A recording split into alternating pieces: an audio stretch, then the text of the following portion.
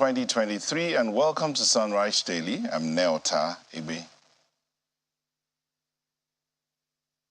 From Lagos, good morning and welcome. I am Bukola Koka. Just in case you missed that part, it's April the 13th.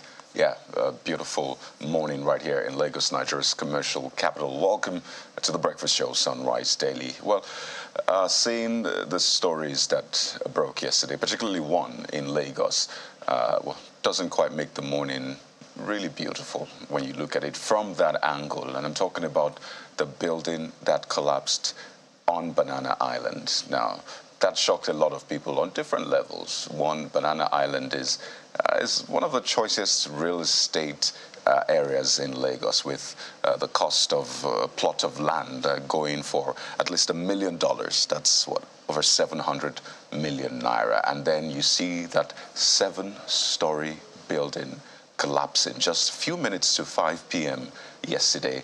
It was a shocker, really. And then you see that the video, very, just see how the building came down. I saw that video, and it just hit me on different levels. One, it could have been anyone in that building, workers, people going for inspection.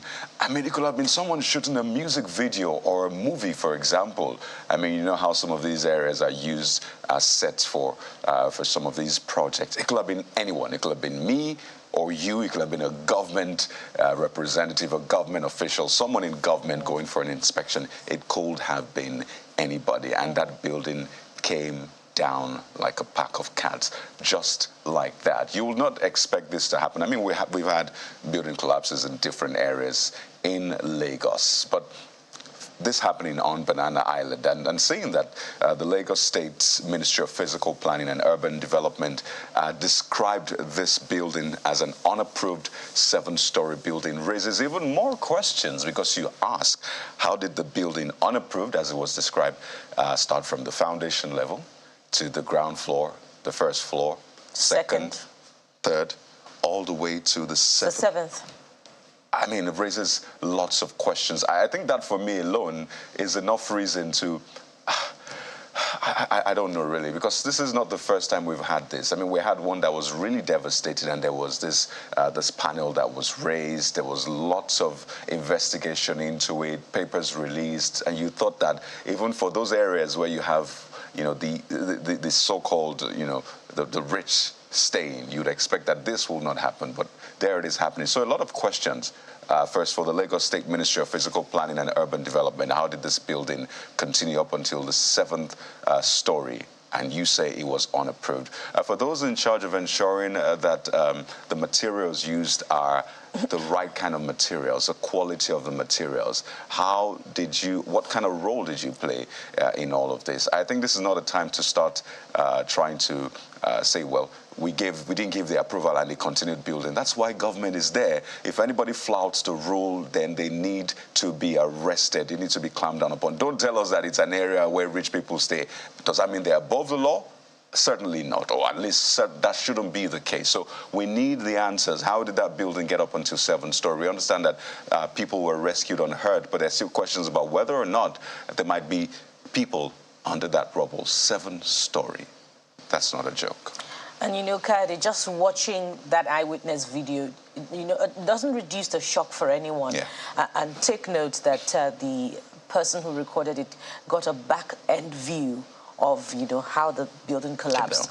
You know, it would have been, you know, a stronger, you know, effect on the person watching if it had gotten a closer view, you know, perhaps from the front end on how it went down. But it's no less of a shock. See, as you said, borrowing your words, it came down like a pack of cards. But it's a pleasant thing to note that, you know, there's no life that has been recorded lost so far.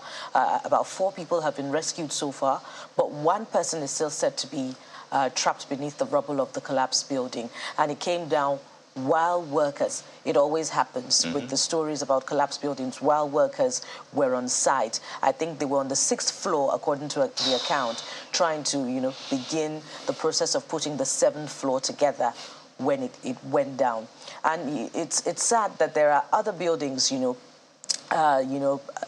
in just the surroundings, just close to that, that are also, there are questions about those buildings. Now, will the relevant government agencies also look into those and ensure that, perhaps they're complying with building regulations?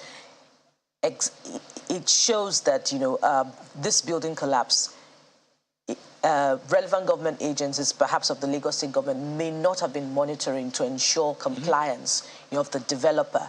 So this is heartbreaking, really. Yeah. It's just another story, just another account of a collapsed building. Remember the Ikoyi building collapse of a 15-story building. Yeah. And there are other buildings, I think 3 or so that the court ruled that should also be demolished. Be pulled down. But there's a court action restraining the Lagos State government from demolishing those buildings, and the Lagos State government has not been able to do anything about that. But then again, we must also bring the people to account. Yeah. Where building collapses are concerned. Somewhere in the Ebute-Metta area of Lagos, sometime last year, a building went down. The story is that there are other buildings that have been marked for demolition, but the people there have refused, to move from that building, to evacuate. So, in fact, there's a video online too, where the people are stationed there vehemently. They refuse to... Saying they're not moving. They say they're not moving. And you see, there are other buildings around the one that collapsed, buildings still under construction. Naturally, there'll be questions raised about the integrity of those buildings. Mm-hmm. That's, of course, after the collapse. But before that, the quality of the building as well. Some of them look like they're 6, 7-story buildings, and they're right there. I mean, yes, it's never too late to do these things, but we could have avoided this in the very first place. And we should ask questions, of the regulators, of the Society of Engineers as well. What do they do to bring, those who practice, less than the standards? Yeah. What do they do to bring them to book?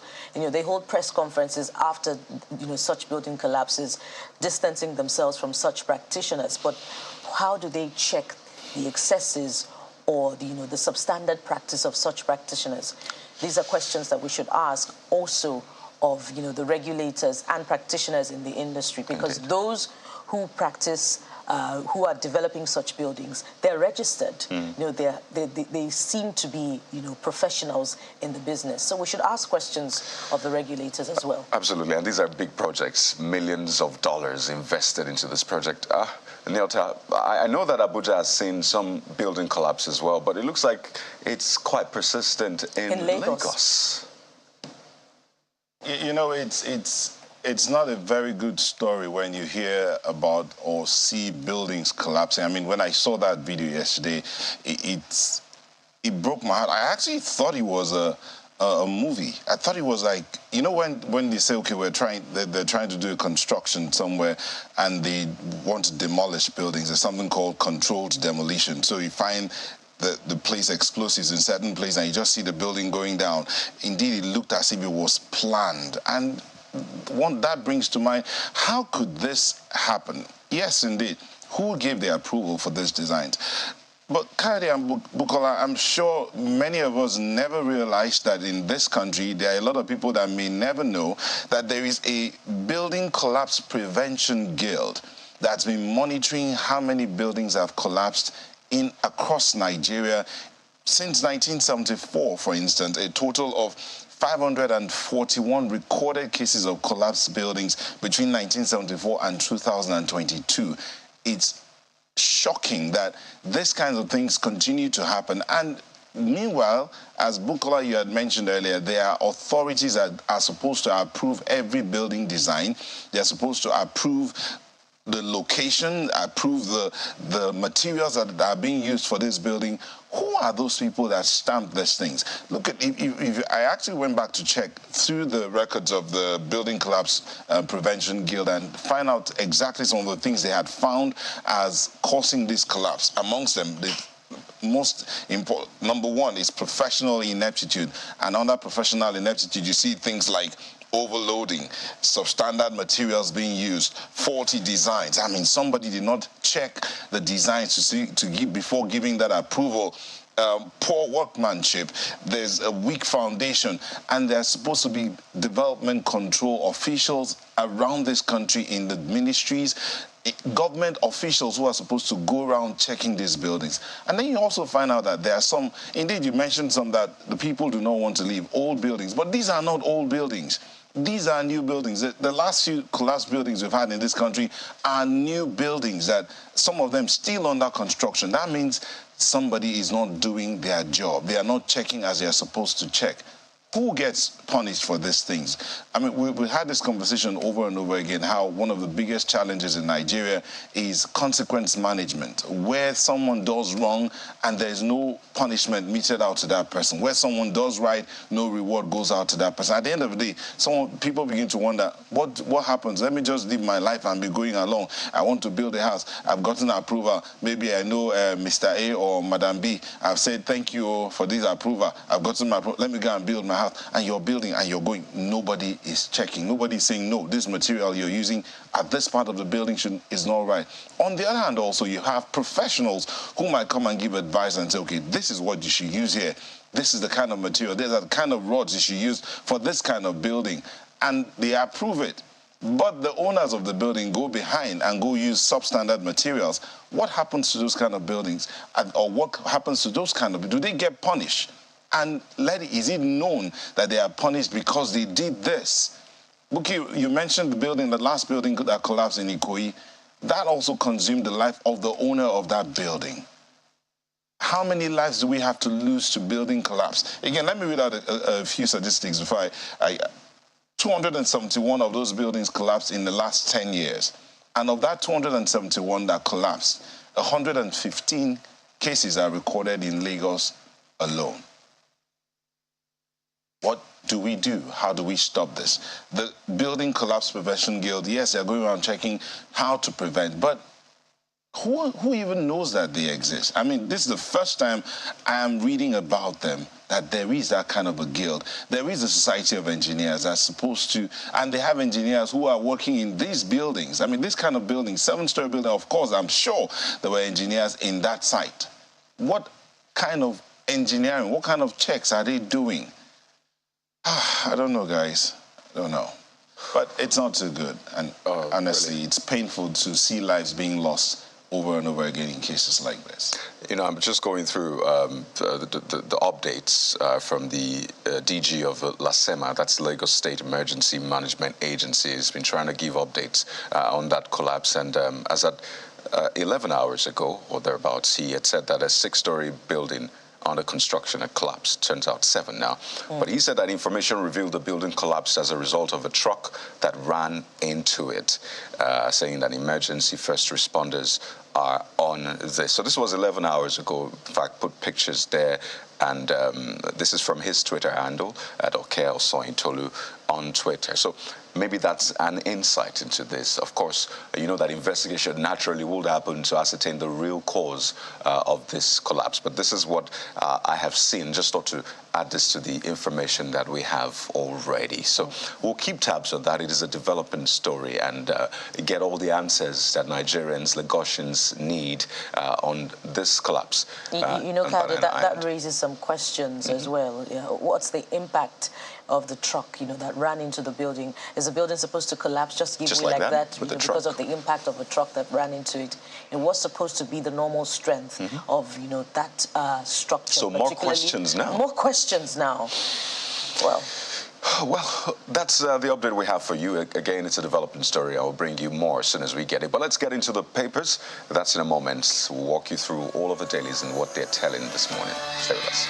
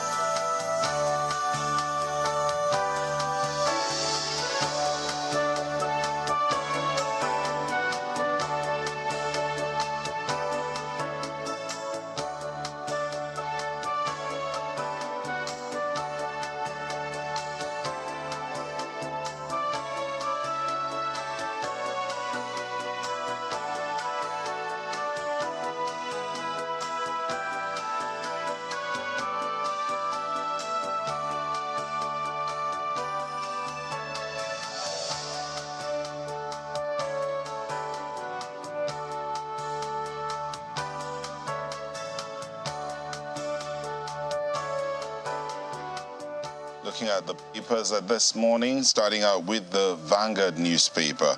This is the headline they have. Presidential poll. APC, PDP fight over validity of the outcome. That's on the front page of Vanguard's main headline. Story continues on page 5. But let's see what the writers are. Why APC's electoral victory must not stand. PDP, PCC says judiciary is on trial. Must save Nigeria. Tinubu's victory reflects will of Nigerians. APC tells Atiku we didn't supply BVAS to INEC. Adds whipping up sentiment won't help PDP's case. Again, that story continues on page 5. At the World Bank, IMF, that's a picture you see there of the central bank governor and his deputies at the World Bank IMF meetings. Besides that bribe for promotion, PSC, that's the Police Service Commission, force headquarters to unearth syndicate. It's on page 8. I guess there's a cleaning up process going on there. I mean, yesterday the IGP met with his predecessors to review the performance of the Nigeria police, and that's historical. I mean, that kind of news is interesting. Let's hope that the review and whatever recommendations and reforms they want to bring in there would work out really. I mean, guess what? The chairman of the PSC is a former Inspector General of Police. So some good things would likely come out of the police force reforms. But let's go on. LP crisis festers as factions clash over control of Secretariat. How Obi was detained at London airport for hours. That story is on page 11. Obi won't be deterred by UK immigration officials' harassment, coming from his media office. But let's come down. Killings. How herders killed 89, reduced 31 communities to rubble. That's in Benue, and local government leaders are speaking there. 10th NAS. APC chieftains meet Tinubu in Paris over zoning. That's on page 8. Let's see a bit of sports here. Ahead of AFCON 17 tourney, Ugbade, nothing Eaglets do will be special. Wow. Remember, Nduka Ugbade was in the team that first won the Under-17 World Cup. He made history in the world, and when he says there's nothing they do that will be special, let's go read that and find out exactly what continues on page 38. Let's see this. Mr. and Mrs. Before I let go of Vanguard, Malpo, you like this one. Our lives are in the hands of our wives? Who told you that? I don't believe such rubbish. Our lives are in the hand of God. And then his friend says, go home and check. God handed it to them since. Women, thank you for taking care of us. And that's it from the Vanguard. And that's our welcome Malpo this morning. Oh, that's certainly a wise man. And, you know, what can I say? Oh, well, good morning. And indeed, apologies that I'm a bit late this morning. But take a look at Daily Trust and what it is that they have for you on the front page. 48 hours to go. Anxiety in Adamawa, Kebbi, others ahead of supplementary polls. 36,935 voters to determine Fintiri Binani's fate. 94,209 to decide Bagudu's successor. Wamako, Tambuwal, Marafa, Bilbis, others in final battle for Senate. Expect seamless election process, as according to the police. So maybe, I don't know, that review they're doing, isn't it a little too early? Shouldn't they wait until everything, including the supplementary polls, are concluded before they do the review? Before they start the review? I think the review is holistic, not just about the polls. Okay.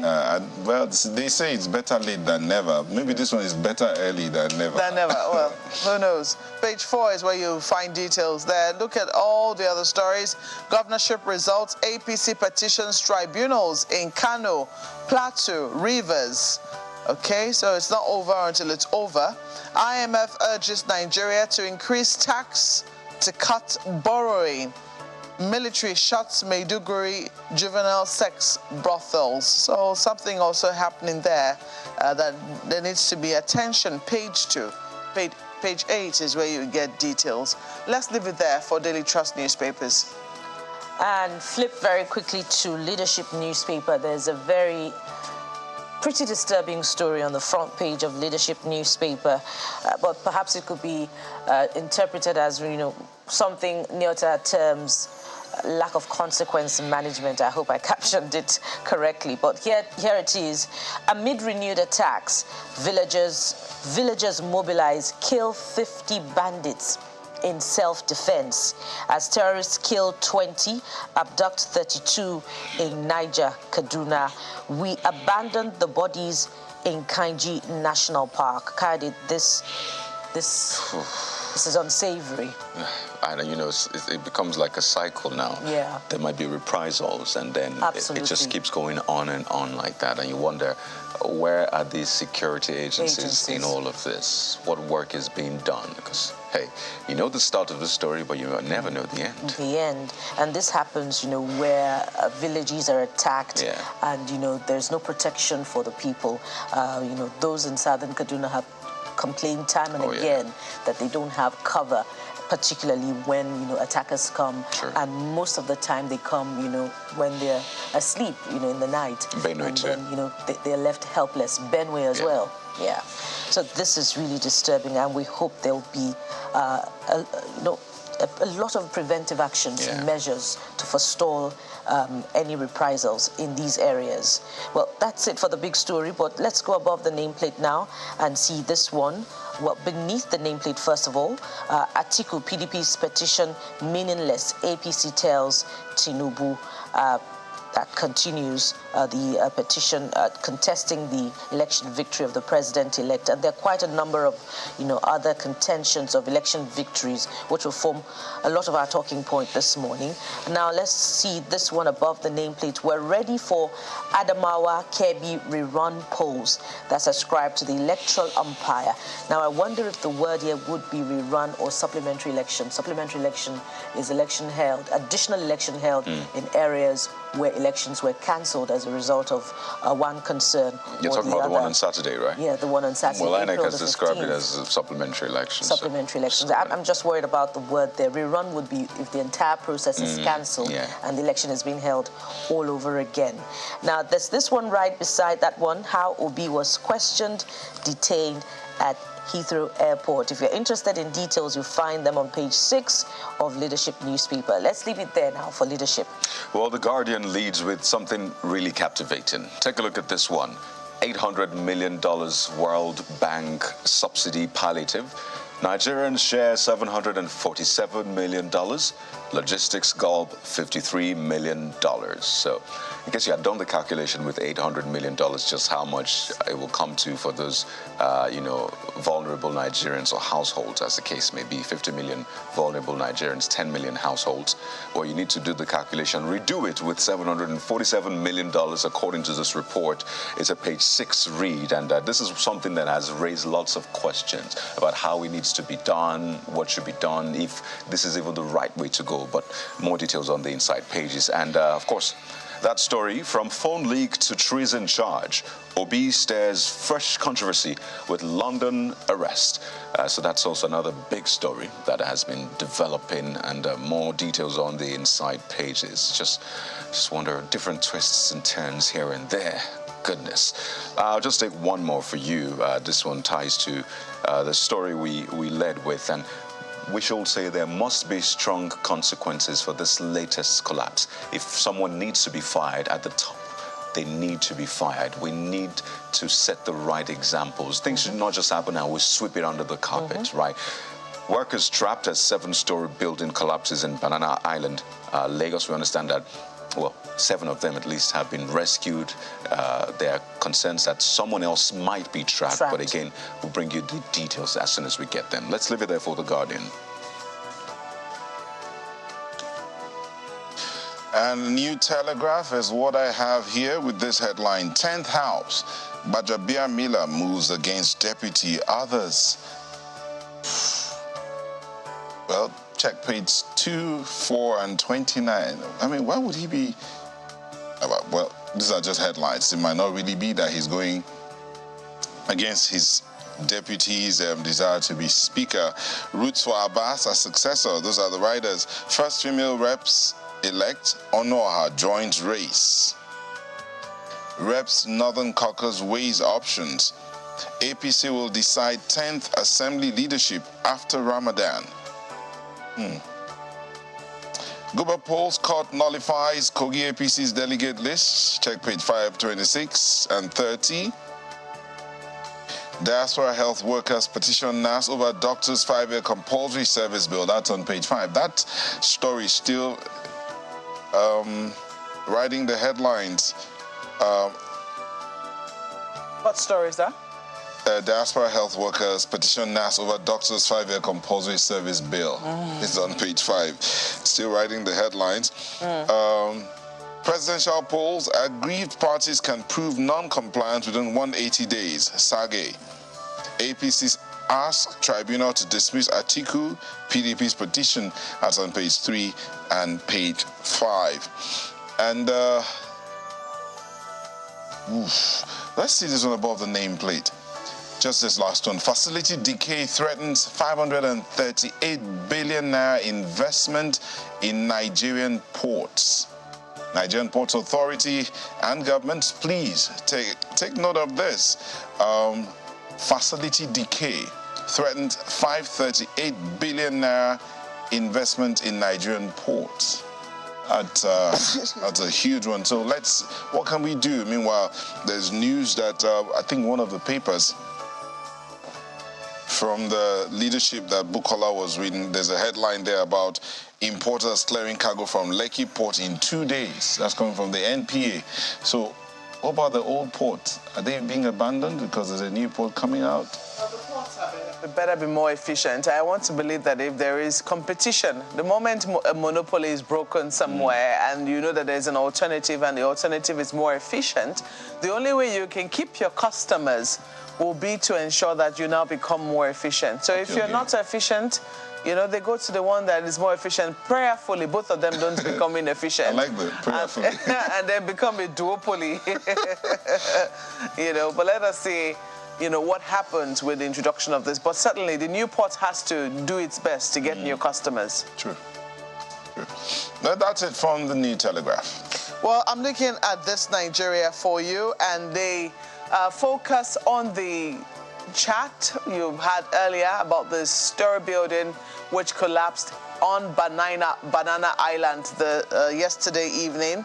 Look at the sad tale as 7-story building collapses in Banana Island.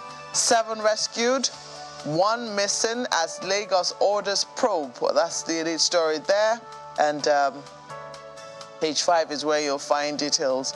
Just taking a look at the picture that they have there. The picture looks more like that of the building that collapsed in Ikoyi, but who knows?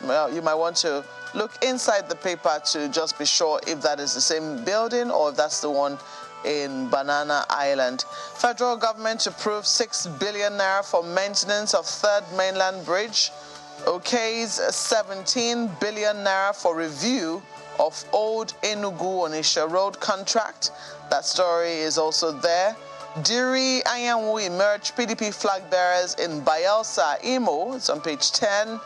And look at this. NAS leadership positions will be zoned after Ramadan. That's according to the Senate spokesman. That's certainly came from our program yesterday. Nigerians react as LP confirms Obi's arrest, detention in the UK.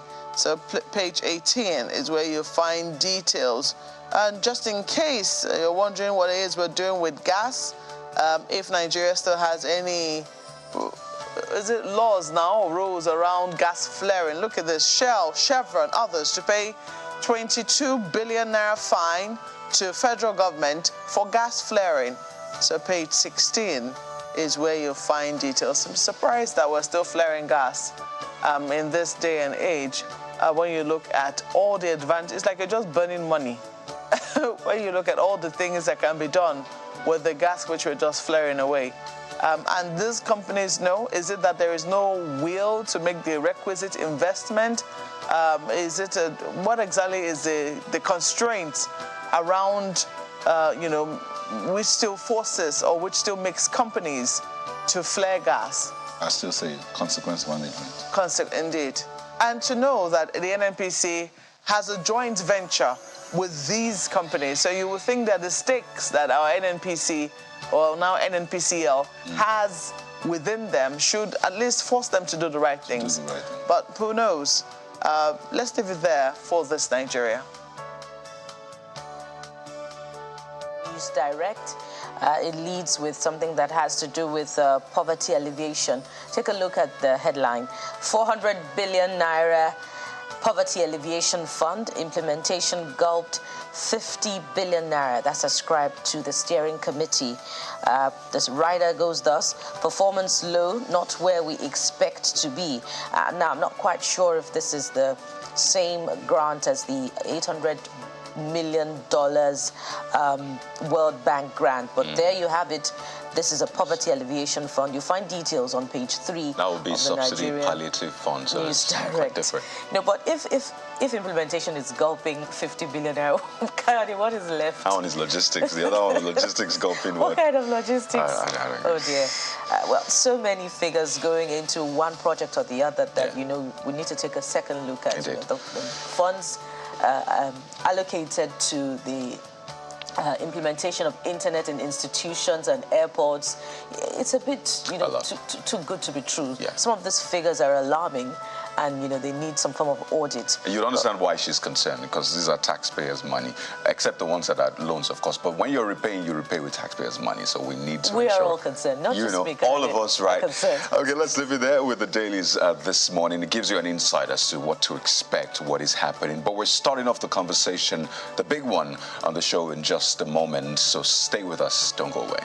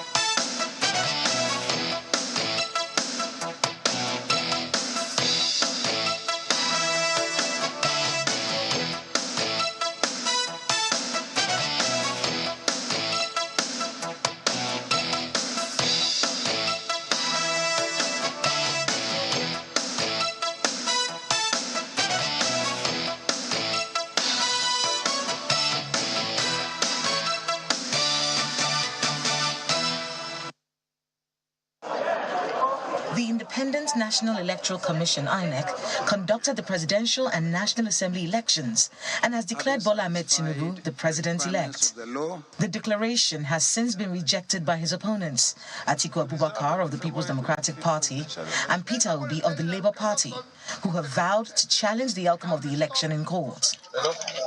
The failure of INEC to upload election results to the INEC Result Viewing Portal, IREV, in real time using the BVAS are some of the reasons why Mr. Obi is challenging the presidential election and the declaration of Bola Tinubu of the All Progressives Congress as the winner of the presidential election. Parts of his demands at the Election Petition Tribunal include: he wants an order mandating INEC to retrieve the certificate of return issued to Mr. Tinubu and issue a fresh one to him. Alternatively, Mr. Obi is asking the tribunal to make an order cancelling the election and compelling INEC to conduct a fresh election at which Tinubu, Shetima and the APC will not participate. The petitioner specifically alleged that at the time of the elections, Tinubu was not qualified to contest. They also argued that the election was invalid by reason of corrupt practices and non-compliance with the provision of the Electoral Act of 2022. Similarly, the Action Alliance and the Allied People's Movement have equally lodged separate petitions to challenge the outcome of the presidential election. The candidate of the People's Democratic Party, Atiku Abubakar, is expected to file his own petition before midnight of March the 21st, when the deadline will elapse. Section 132, subsection 7 and 8 of the Electoral Act of 2022 stipulates that election petitions must be filed within 21 days after the date of the declaration of results of the elections, and the tribunal shall deliver a judgment in writing within 180 days from the date of the filing of the petition. Section 134 of the 2022 Electoral Act provides that a party who intends to challenge the process and outcome of an election can do so on the following grounds. 1. A person whose election is questioned was at the time of the election not qualified to contest the election. 2. The election was invalid by reason of corrupt practices and non-compliance with the provisions of this Act. And 3. The respondent was not duly elected by the majority of the lawful votes cast at the election.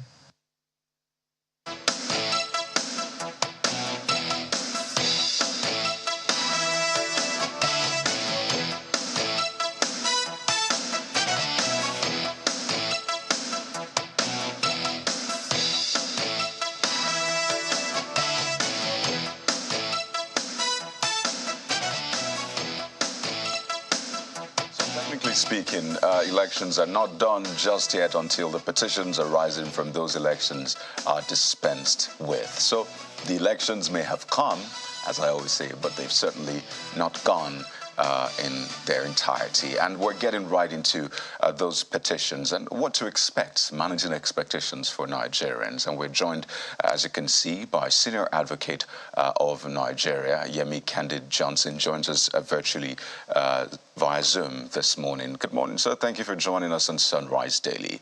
I know some people have asked that with all of the senior lawyers and lawyers involved in petitions across the board, from the presidential, to the state election, they wonder what would happen to other cases. So maybe it's just start with that background to answer the questions which some have raised, thinking the courts will be occupied with just election petition. What happens to other cases? Will justice be served for those other cases that are not related to election petition as well?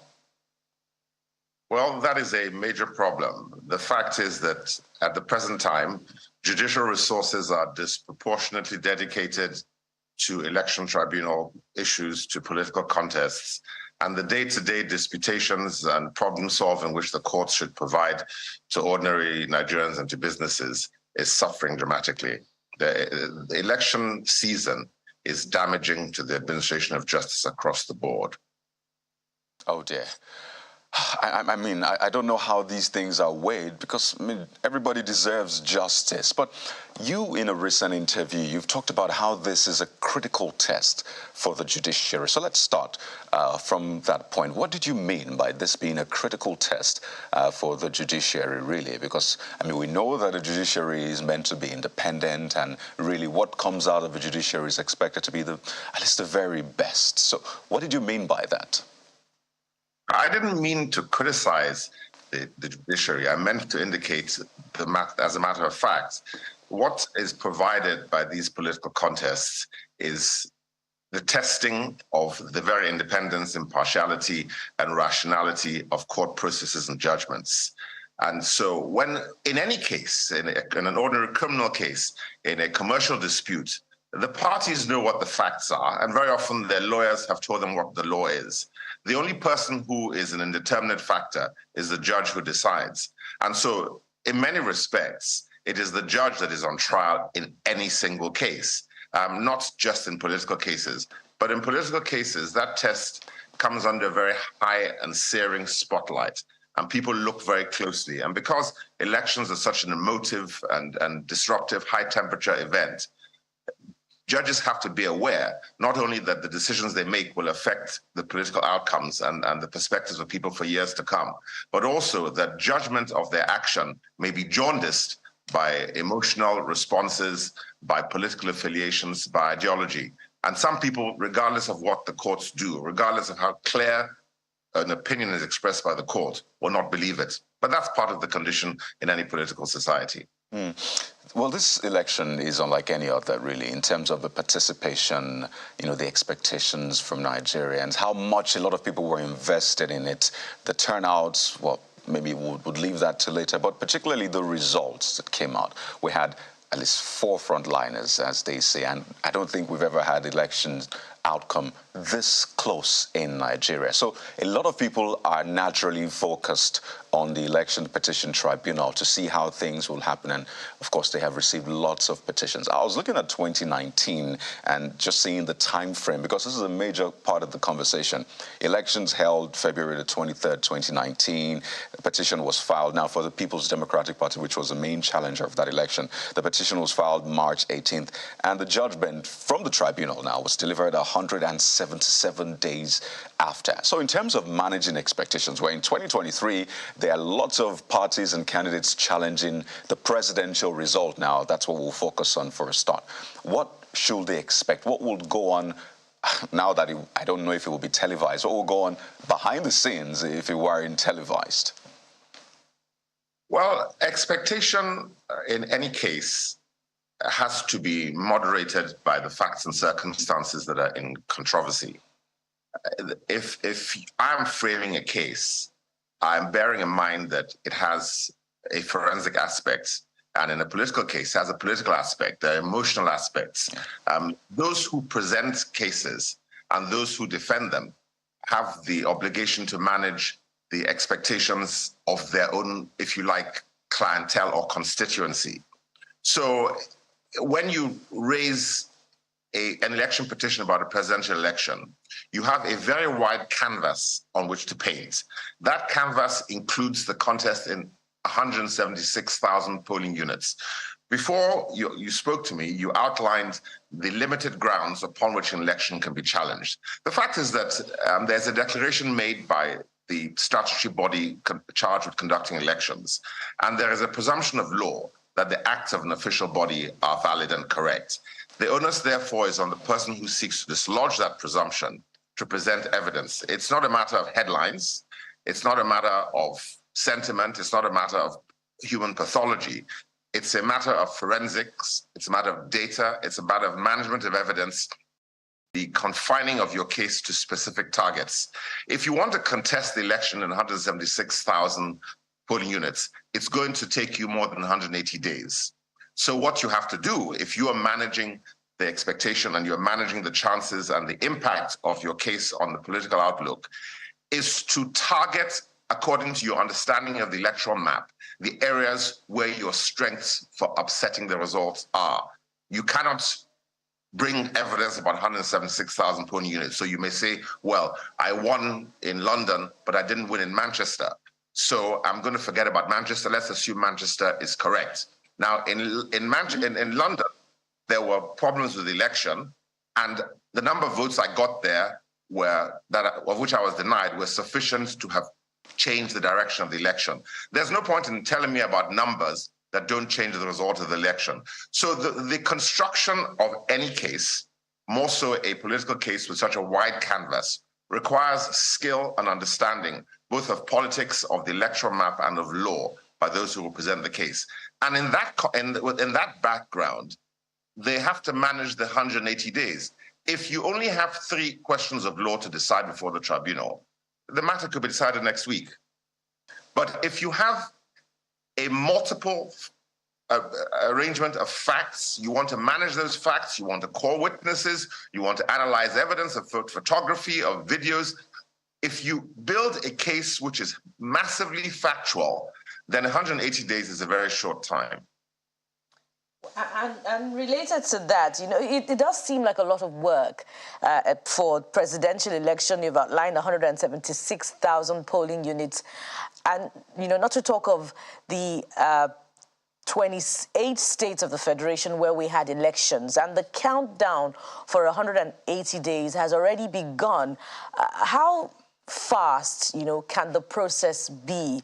Are we looking at a situation where some of the petition tribunals may not be able to meet the target days of 180 days as mandated by the Electoral Act? Well, the 180 days is not a mystery. It has been stated in the electoral law, and it's been there before the election was conducted. So before you were nominated, and before you contested election, you were aware that the process would end, and the part of the process was this 180 days. So there again, it is for you to manage. If you look at examples in other countries, I like to look at the highly controversial election in the United States in 2000. The entire presidential election focused on the votes in Florida. Florida was the key battleground state where the outcome of the election in Florida would decide, and did decide, the 2004 election. They didn't go around calling for election results in Alabama, in Kentucky, in Ohio. They focused on where their challenge was viable and where their challenge was going to be decisive. And in 2004, because you have to prepare in advance. If you're an election, it's not just about the campaign. The election petitions process, which a candidate may activate, is part of the process of the election. So again, because in 2000, the Florida election was decisive of the presidential contest in America, in 2004, months before the election in 2004 presidential, the Democratic Party sent more than 500 lawyers to Florida alone. Why? Because they needed to anticipate that there would be a contest there and that they must be prepared within a very short time frame to build a case, to manage it, and to present it in a compelling way that would be decisive for them. There's no point crying about milk that has been spilled if you were foretold that this milk was going to be spilled. Now, analyses are already being made, comparisons with, what happened in 2019 and some other years. In 2019, it is said that, there were more election petition cases, and in 2007, I think the number was 1,200 plus election petition cases. And the analysis is to the effect that because we have just about over 400 post-election petition cases, the introductions into the Electoral Act have helped to reduce the workload on INEC. But really, if we look at it critically, has it changed our culture? Has it reduced the number of and quantum of electoral violence and ballot box snatching? Has it reduced our culture of electoral, the way we conduct our elections, so to speak? Well, the short answer, I think, is yes. I think that data which is being revealed as this election goes on, notwithstanding evidence of disruption, irregularity in certain cases, is that the quality of the product has improved over the years, that many of the technological innovations, including those which failed, have created a more credible platform for testing the will of the people. I think that the potential for violence, the potential for ballot snatching, the potential for potential fraud, voter cheating, and corruption is always going to be available in a situation where there is a contest for a highly valuable commodity. And this is human nature.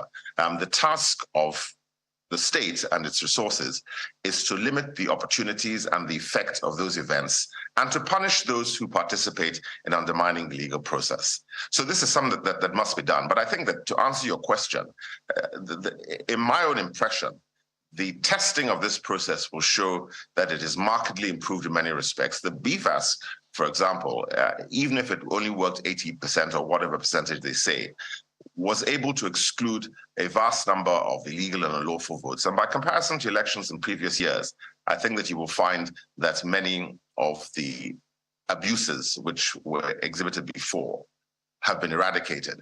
And it means that our democratic process, the system of testing the will of the people in this every four-yearly event, is improving. Our democracy is maturing, and the process is becoming finer. And I think that we in Nigeria, we tend to concentrate on what we have done wrong.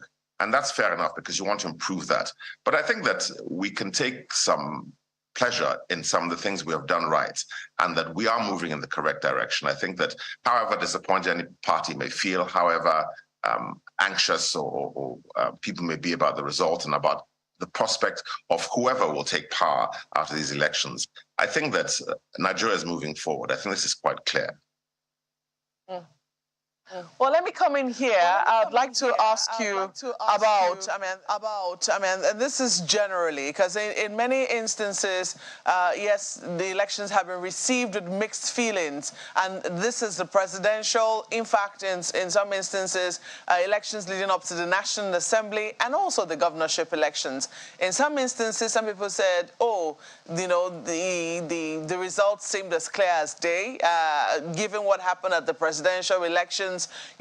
Permutations could already have been made regarding some states. I'm wondering whether you see, are you surprised by the election petitions that have, been filed in some states by political parties? From a political perspective, I'm not surprised. You know, politics is about gathering the largest number of people around you to follow and support your ideas. And the electoral test is often an occasion for concentrating those people in these gatherings. If you lose an election, it's very likely that your support and your credibility will very quickly dissipate.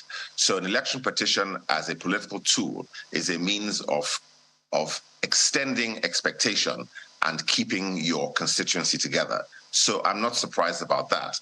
I'm also not surprised about the permitting. I think that most people will understand if they had agents on the ground what exactly has occurred, and they will understand even the permutations that seem to confound expectation.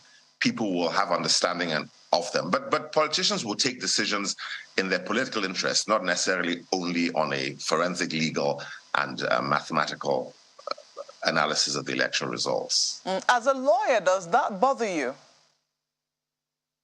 Well, you know, even in a land case, in a banking case, there's the law, there's the evidence, and there is the commitment of the individual to pursuing a remedy. In divorce, in disputes over family estates, people with legal rights must make a decision that suits them as to whether or not to pursue those rights. The existence of a right is not the only reason why you pursue it. You may consider other things as well. So it doesn't disturb me that any individual will take a personal decision as to how to pursue a right presumed or existent. But I have confidence in the forensic process which is deployed in the courts.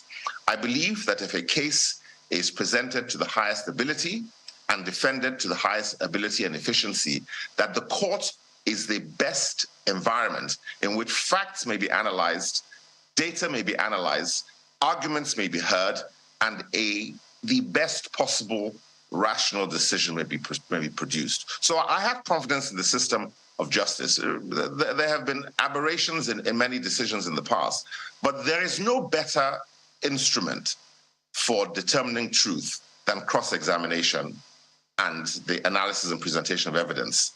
And if a case is well conducted, it's very easy to blame judges and to put the burden on them. But the principal task of organizing, analyzing, and presenting a case is that of the lawyer who has the brief.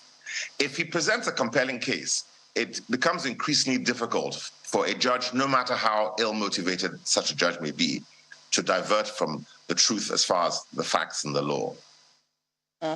Okay, well, you've just spoken about evidence and making a compelling case. We know that, as with other matters, the burden of proof, beg your pardon, always falls on the petitioner. And some people have argued that in election matters, it should fall on the umpire of the elections. They think that INEC should bear burden of proof since they're usually joined in matters. And we've also seen some controversy in recent times with political parties alleging that it's been difficult for them to get access to election materials used to conduct the elections. In some states, it's causing a bit of controversy. Do you think that the next set of reforms should be looking at shifting the burden of proof to the umpire? Well, let me say that it is true that in many of these contests, there are logistic, administrative, and sometimes malicious impediments to gathering evidence. I've seen this before in cases myself, and that is a problem. If the electoral umpire has the official custody of documents, they should also anticipate that those documents should be ready to be made available immediately upon an election. That is a failure on their part, and it is unacceptable that parties should have to struggle to get the material which is in public custody, which they need to present their case. But having said that, the question that you asked directly about onus of proof, I think that I don't want to say it's a lazy expectation, but the fact is that for the proper operation of administration, you have to assume that if you give a public body a legal mandate, it will act according to that legal mandate. If you feel it has not done so and you intend to bring a petition, you must have some idea. I spoke earlier on about the Democratic Party in the United States sending 500 lawyers to Florida. which means that before the election, they knew exactly where there were going to be problems, and they knew exactly how to tackle them, how to retrieve evidence, how to organize them, analyze them, and present them in a legal contest. If after the election, you are still trying to find out where the weakness of the presentation by INEC is, you're already starting way behind the starting block, and you have hobbled yourself to a great degree. But then you can't, to ask the electoral umpire to prove that the election was valid, all they need to do is present the electoral certificate and say, we presented an election roll on so date. They're mechanical aspects. You can't expect them to prove there was no ballot snatching. You can't expect them to prove that there was no falsification. You can't expect them to prove that there was no corruption or bribery. That is a task that is for the person who is challenging the result to anticipate, to gather, to organize, to analyze, and to present. So it's a deflection from the responsibility of the person who has to prove a case in every aspect of civil and criminal law. The legal prescription is that he who asserts must prove. There's a reason for that, because if you want to make a case, you are the one who should present it. You can't say your failure to disprove that there was irregularity is a foundation for my case. It doesn't make any rational sense. Mr. Johnson, the election petition tribunals as they stand, it looks like they've come to stay in our political circle. Someone will say, as far as it has to do with democracy, there will be those who would always want to contest whatever results come out there. But is there a chance that we might go past this sometime in our democratic process where we will not have this kind of contestations? You know, we look with admiration at the stability of the electoral process in many other countries. And the UK is often a good model for us in this country because that country governed this country for many years. In the last, or the penultimate election in the UK, an election petition was filed somewhere in the north of England. And the reporters pointed out that it was the first election petition against the appointment of an MP for 150 years. So 150 years ago, there was a high degree of contestation about elections, but they continue to improve the system. It's not that they didn't start from where they are. The testing of our electoral process, the development of jurisprudence on what needs to be proved, on how it needs to be organized, will continue to limit the challenges. When the electoral space is open and the law seems to be open, you're going to have multiple challenges because unhappy losers are going to find it difficult, having expended money and time and emotional expectation, to accept that they have lost. But as the jurisprudence of elections in our own territory continues to improve, people will understand that if you don't have this and if you don't have that, there's no point mounting electoral challenge. And so I'm not despondent at the high degree. It is normal for people to who are disappointed to look for solutions by whatever means there is. But I think that increasingly we will get to the stage where people realize that it's not worth it. You know, I'll give you another foreign example. In 1960, Richard Nixon lost the presidential election against John F. Kennedy by less than 65,000 votes. Many people asked him to challenge the election. They said that in Chicago, dead people voted, that the electoral register was manipulated. And it became a contest as to whether he would sacrifice the credibility of the presidential election over this potential that these 65,000 votes could be upturned. And he took a political decision that it was not worthwhile. Some people may say, I'll be a winner or I'll be a loser, but I won't be a sole loser, because all electoral contests are decided by the people in the end, whether it's after the election that has gone before or the election that is to come. The electorate will take a view as to how you have conducted yourself, and it is part of your political presentation. And so in the case of Richard Nixon, 4 years later or 8 years later, he then was elected as president. He did not destroy his credibility as a political gladiator by what he saw at that stage to be an unnecessary and a contest which would paint him in a poor light. So these are personal decisions that candidates must take. And they must recognize that politics is perennial. It does not end after a single election. And even after the result of an election, whether good or bad, you must consider the consequences on your political career of how you respond.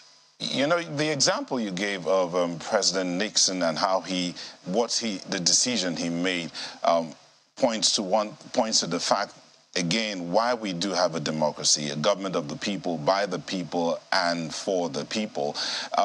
But that decision is by the people, for the people. So if we, at every juncture in our electoral process, have to go back to the court, there are those who argue that cases, yes, I know you mentioned this earlier, the cases that should be looked at are not given attention because the judiciary is somewhat overburdened, so that they just fly over a lot of cases just so that they can get these out of the way, because there is a process of handing over to the next government, and that continues to go on in over and over and over again, somewhat slowing down the process of national growth.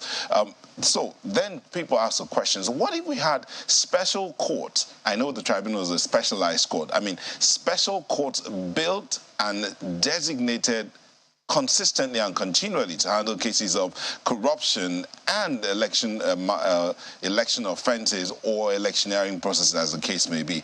Could that help in any way?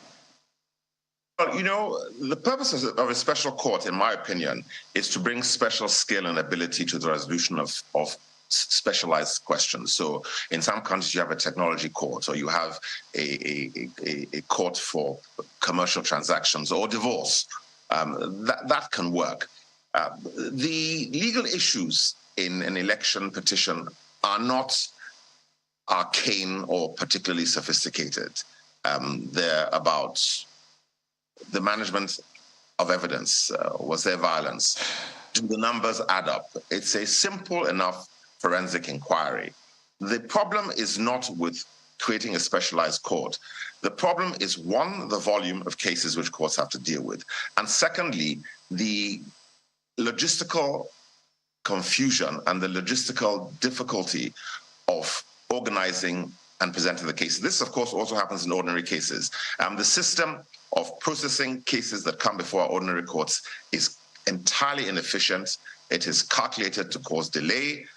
It tolerates indolence and incompetence by lawyers, and that is a matter that requires specific reform itself. The administration of justice in civil and criminal areas in our courts needs to be fine-tuned dramatically in a way that allows the cases that come before the courts to be processed in an efficient and effective manner. So there's a problem with the organization of our system of justice apart from that. But it becomes accentuated in the limited area of electoral jurisprudence, where even though no particularly significant new area of law is being pursued, the sheer volume and the sheer grandstanding, the display of intransigence, in many cases incompetence, the tardiness of lawyers. This is an area where, because there is such a sharp spotlight, everybody's being careful. And I think you will find that in electoral cases, a lot of bad behavior is tolerated from lawyers. And these are aspects of the efficient operation of the system of justice which ought to receive attention. Let me just ask this one before my colleagues in Lagos come in, saying that, okay, this is where we are and this is what we have to deal with. We need to go to the courts to resolve all electoral issues almost every electoral cycle. What should the candidates and their teams be doing? For instance, recently the candidate of the president-elect, his representatives were having a media party talking about evidence here or no evidence there. Should that be happening? Well, those are political decisions. The fact is that because this is a political contest, affecting the public's perception is something that is relevant for the parties who are presenting cases. And it's a fine line. You're commenting on a pending case and the impact it may have on the administration of justice in that case is a line that lawyers must watch, because they must be careful that their interventions outside the court do not adversely impact what is going on in the court. But people are going to take political decisions, and it's not sufficient to win in the court. Again, you refer to courts deciding political matters. When a court decides a political case, whatever their decision is, that decision is going to be tested by public perception, and it's going to be tested on the ground. Ultimately, every political contest is decided by the people. Regardless of what decision comes on paper from INEC, there's a process for challenge. Irrespective of what decision comes by a judgment of the court, it has to manifest. I remember the joke in 1983 when the elections were held in Ondo and there was huge disruption on the ground, and the governor-elect of Ondo State was accepting congratulations while in Lagos, and somebody asked jokingly, why don't you accept congratulations on the ground in Ondo State? If you won an election, you should have immunity on the streets of the area where you have won elections. So there is a test beyond the judicial process. If the court says that somebody has been elected to an office, he has to go back and manifest himself in that office on the ground. Of course, I know that some representatives will remain in Abuja for all their tenure, but then if you are representing people in Sokoto or you're representing people in Ibadan, they should see you physically in those places. And the acceptance that you have on the streets is, in my opinion, the best test of your success in electoral office. Some will call that street credibility. But two quick issues from me as we begin to wind down. First, you have a case where INEC defends the outcome. I've lost sound. I can't hear you. Okay, can you hear me now? I can hear you now, yes. Oh, great. I was just, saying that is called street credibility, the point you made. But two quick points for me. You have a case where INEC is defending the outcome of the election. Also, the party that won, the candidate that won, is also defending the result of that election against the loser in this case, one person, one candidate and its party. And some say, well, this looks like 2 against 1. Is that an anomaly? Because people also interpret that in different ways. So maybe shed more light on that for people who might be seeing that as a 2 against 1 situation. I'm not so sure what that means. The fact is that if you contest an election with 15 people, it's 1 against 16, it's 1 against 14. So this is the map that was drawn. If an electoral contest is open to anybody who qualifies, then you're against all those people. And you must anticipate that any one of those people could challenge election results. So I don't think that the number is relevant. If you are the winner of an election, you really have to defend your election against everybody who was in the contest. And so you must anticipate that it'll be 2, 3, 4, 5, 6, 7, 8, 9, 10 against 1. I don't think that's unusual or in any way remarkable. Well, so I was saying that INEC is usually on the side of the winner, in quote, defending that same election results. That's the point I'm trying to make, against whomever is, challenging, who's petitioning the case. So some say that it's usually stacked against the petitioner who has to deal with INEC defending the result and the winner defending the result. I don't know if that comes across. No, well, the fact is that INEC is intended to be an impartial statutory body.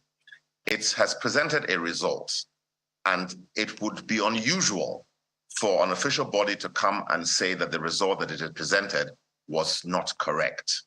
So you must assume that whoever is declared the winner should have INEC on his side, because INEC, having resolved the election by presenting a certificate, has determined that one person won the election. That's not unusual. To expect anything else would be absurd. To expect that the umpire, having declared a result, it's like asking a judge to decide a case and then to issue a press conference saying, even though I've given judgment for the plaintiff, I really think that the defendant has won. It would be absurd, and it would by itself undermine any credibility that the decider of that issue has. Well, as we wind down now, Mr. Candid Johnson, the 4-yearly cycle, this season, it goes without saying that it's a time of harvest, so to speak, for, our lawyers. INEC itself said, after the primary election, that it had been joined in 1,241 intra-party lawsuits in different courts of law. And, some of the cases were needless. I'm just wondering, isn't that part of the problem? And going forward, if there were to be reforms, what would be your thinking in terms of reforms, in this area particularly, where lawyers smile to the banks? Doesn't that encourage, the huge number of litigations that we have trailing post-election cases, even from the primary level, and what we have now? Well, I don't have any problems with lawyers earning a living. Let this be said, first of all. I like the characterization of the electoral season as some sort of harvest. And for those who are involved deeply in electoral politics, it is some sort of economic bonanza. I'm happy for them. But lawyers don't make cases. Lawyers are approached when people have a grievance, and the job of the lawyer is not just to think about what he will earn, but to determine whether there is a factual and legal basis for the case he's presenting, and whether it's worthwhile on many grounds to make that presentation. Now, I recognize that some lawyers will make that decision entirely on their economic interest. This is unethical. And this is a form of misconduct, which is a matter for the legal profession itself to regulate. If a lawyer in many jurisdictions brings a case which is doomed to failure, he will risk his license to practice, because courts take the view, a very strong view, against lawyers deliberately wasting their time. And if a case is manifestly unwinnable, or a lawyer manufactures massages or misrepresents evidence, or lies to the court in order to present a case, that lawyer has no rights to continue in the legal profession and should be disbarred. That is a very clear fact. Right. So this is one way of regulating the behavior of lawyers and ensuring that the filter of legal advice is faithful and that it produces only cases that have a genuine viability for success. Well, great point there.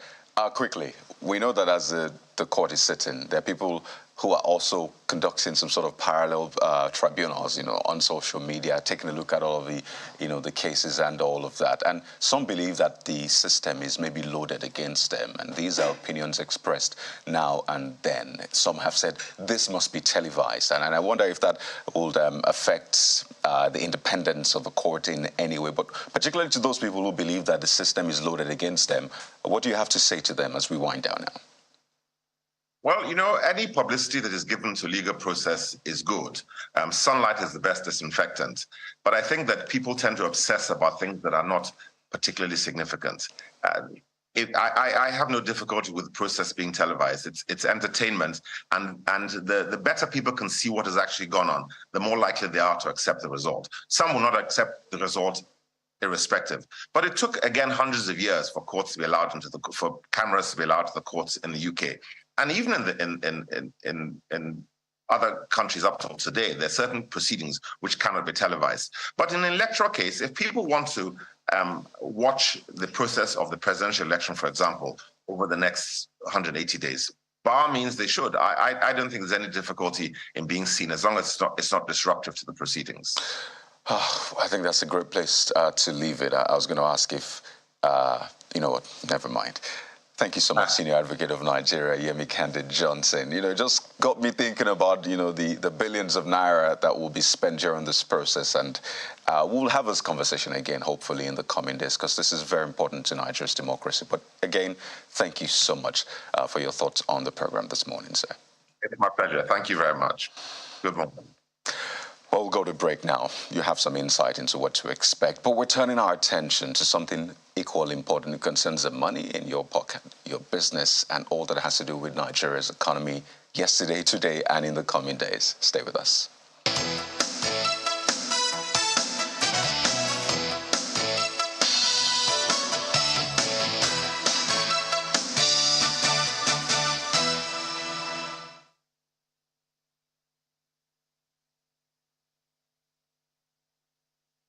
Stay connected to the world with Channels TV Podcast and get all the trending stories. Simply log on to channelstv.com. Click on podcast, select the program of your choice, and listen.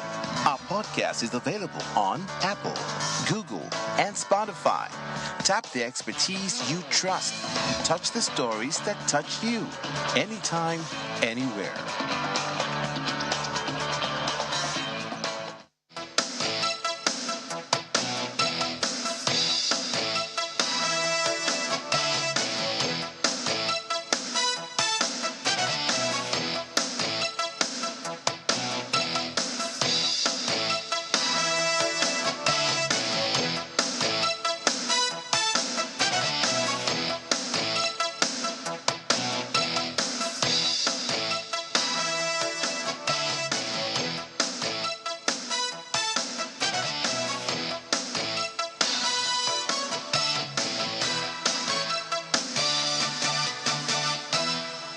You know, aside the election and the outcome of it, the tribunals, one other conversation that is top for Nigerians is the economy. I mean, recent Naira crunch, what figures are saying, inflation, unemployment, multidimensional poverty, the list goes on and on. This is something that concerns our everyday life, the standard of living. So that's what we're focusing on right now, especially to set an agenda for the incoming government. And we're joined on the program this morning by a lady and a gentleman. I'll start right here in our Lagos studio. Fire Williams is SME Business Setup and Growth Consultant, past first vice president of NEC's Network of Entrepreneurial Women. There's more. Former council member, Lagos Chamber of Commerce and Industry, and founder, managing consultant, Simply Exponential Consult Limited. She joins us right here in our Lagos studio. Good morning. Thank you for joining us. Good morning, and thank you for having me. It's great to see you, and a lovely outfit, I must say. Thank you. And joining us virtually is a professor of economics and public policy. Professor Akpan Ekpo joins us from Uyo this morning. Thank you for joining us on the program as well. Yeah, thank you for having me. Let me start with you, Prof, just to maybe set a background, then I'll come to our guest in the Lagos studio. And the question is this, particularly for the incoming government, for Nigerians at large, people who are interested in the economic outlook, outcome, reality of Nigeria. Just to lay the background, what kind of economy will the next government inherit? Yes, we know that they'll be sworn in, there'll be the pomp and pageantry, but let's get to the nitty-gritty. What kind of economy will they be inheriting? Thank you very much. First, let me say I do not envy the incoming government because it's going to inherit an economy that, in my own words, is virtually in disarray. There are several challenges, so I don't envy, but is the new government, it has to deal with the challenges. So it will inherit an economy that in at least the last 5 years or so, has not performed very well.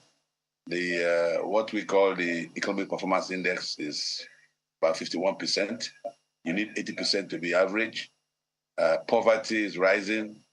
Unemployment is about 38% rising for youths. Underemployment is rising. The misery index is rising. All sort of problems, infrastructure problems, epileptic power supply. So I don't envy the incoming administration, but it has to run the economy, and it has to first, assemble a very good team that is committed to changing the structure of the economy. I think whoever comes from board, the new regime has to be honest to tell Nigerians that the hardship will not stop in a short time. It will take a long time for it to begin to show some positive results if the incoming administration is in the right direction. So I don't envy the new administration. There's a lot of bumps on the way. And for example, in an economy where,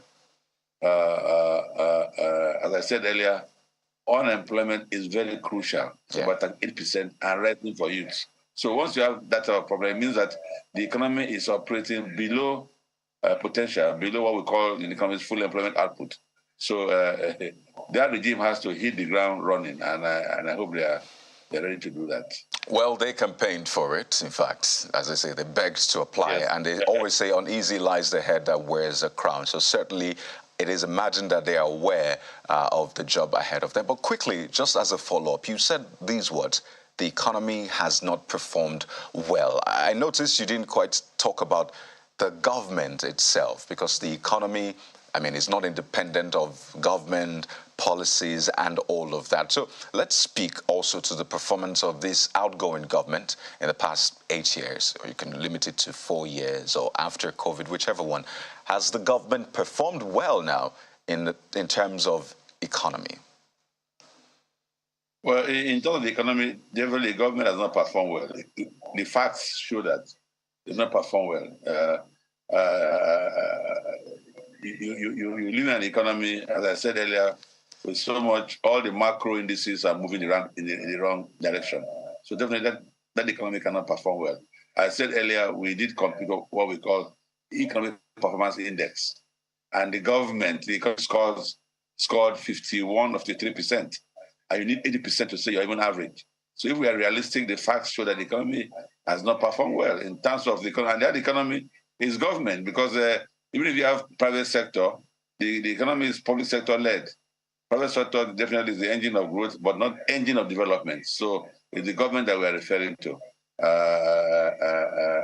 And maybe there needs to be conversation as to why the government has not performed well. There are several reasons, but definitely, if we are realistic, it hasn't performed well. Poverty has increased, and so on and so forth. As I said earlier, the misery index has increased over the last 8 years. So it's the government, because any economy is public sector led, while private sector remains the engine of growth, but it's public sector led. So when we refer to the economy in general, we put much of the blame on the government side. Thank you. Thank you, sir. Let me come to you, madam. And he talked about the private sector being the engine of growth. SMEs, they're like the lifeblood of any economy. And Nigeria, of course, we understand that the SMEs play a huge role. So I wonder, from the SME perspective, he has given some sort of overview. How would you describe the economy for the average SME today? How are they, do I say surviving or getting by or otherwise? I think I'll start by using one word, which is harsh. The economy has been stifling and a little bit difficult to navigate for SMEs. As Medan has told us, SMEs do contribute to over 50% of GDP and about 80% of jobs. So this is a sector that cannot be ignored, a sector that should be encouraged. And by all means, that elusive, enabling environment we all talk about, we need it now.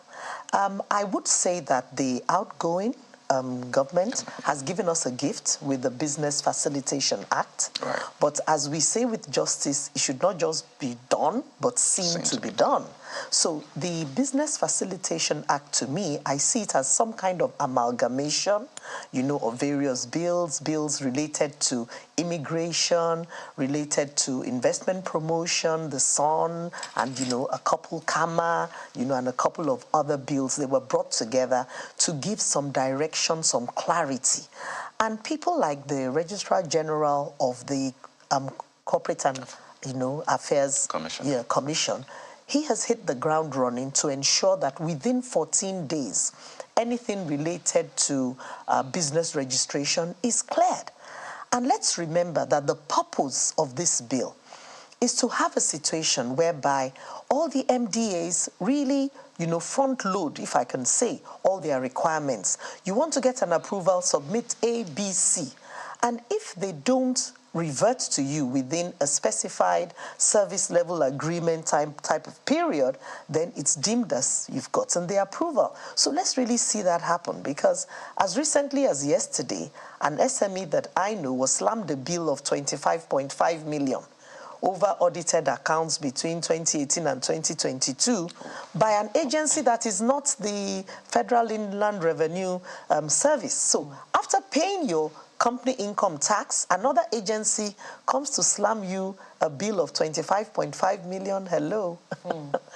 it's the enabling environment is not really what it should be. So obviously that's like a state agency that slammed Yes, that was, no, it's a federal agency. A federal agency. Yes, you know, who have a mandate to collect some percentage on XYZ. I don't want to, you know, badmouth any agency, but I know that government needs to keep a tab on what is happening. Yeah. And the last speaker spoke about unemployment rates.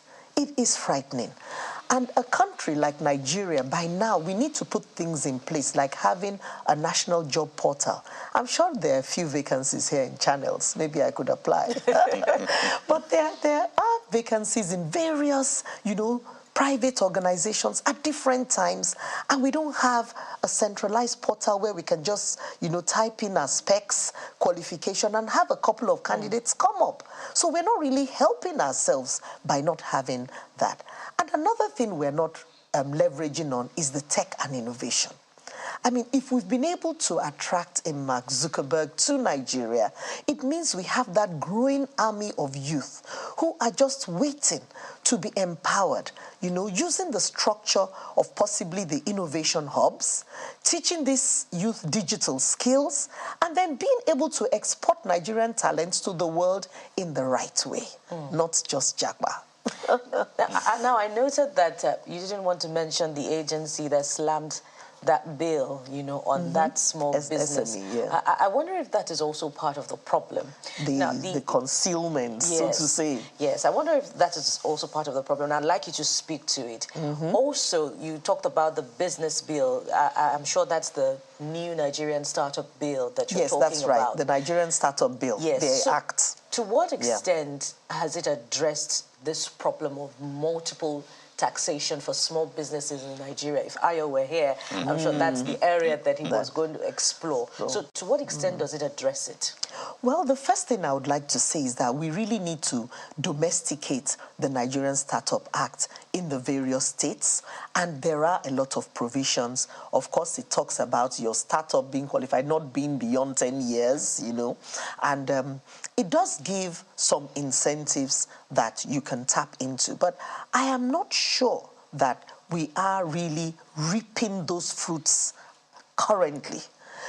It needs a lot of advocacy, political will, and more education of the players, the stakeholders, so that they can come out and really demand, you know, what has been given to them as a gift, I would say, in this, you know, Nigerian Startup Act, because it's now been passed, and we need to embrace it. We need to run with it, and we need to see how we can provide access, you know, to our SMEs. The percentages are low.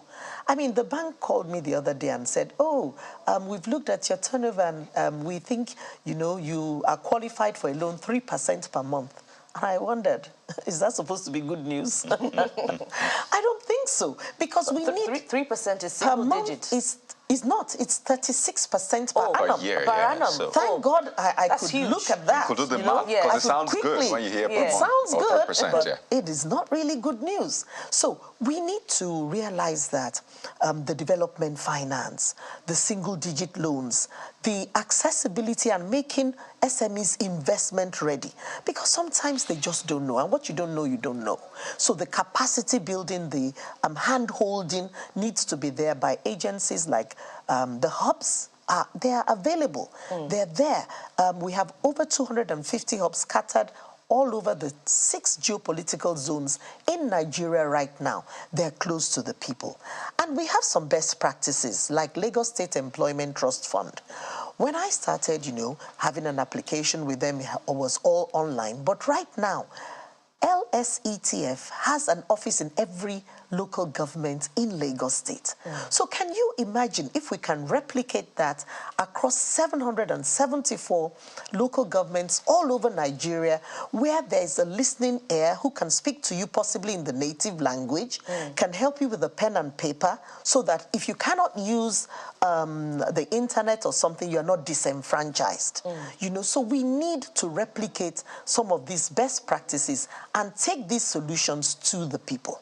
You cannot wait for them to access. You have to go closer to the community and get, you know, the help to the people who need the help, who need that access, and who can make a difference in the economy, just as you said. So if you say that we're not reaping the benefits of the startup bill yet, it means that, is it safe for me to conclude that the startup bill only makes it easy, for entrepreneurs, the budding entrepreneurs to start off in the business, but they're going into the same harsh environment that established SMEs are already in?